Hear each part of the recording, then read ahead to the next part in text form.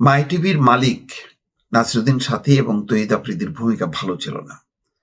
এরা প্রশাসন সরকারের ক্ষমতাগুলোকে ব্যবহার করছে যথেষ্টভাবে। ডিবি হারুন তো মোটামুটি এদের হাতের পুতুল ছিল, বা ডিবি হারুনের পুতুল ছিল এরা।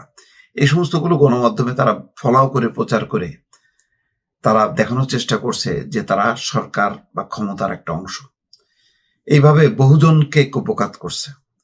সেই জায়গাগুলো কেস টু কেস যদি জানা যেত, সেগুলো নিয়ে মামলা হতো, ভালো হতো। নতুবা এগুলি মনে হবে যে একটা জনপ্রিয় কন্টেন্ট ক্রিয়েটার তহিদ আফ্রিদি, তাকেও গ্রেপ্তার করা হলো। এতে তো বাংলাদেশে যেই গণমাধ্যম বলি বা সোশ্যাল মিডিয়ার যে স্বাধীনতা, সেই স্বাধীনতা ক্ষুণ্ণ হলো। আসলে তহিদ আফ্রিদির কন্টেন্ট হচ্ছে তরুণদের জন্য, এবং তরুণদের মধ্যে সে যথেষ্ট পরিমাণ জনপ্রিয়।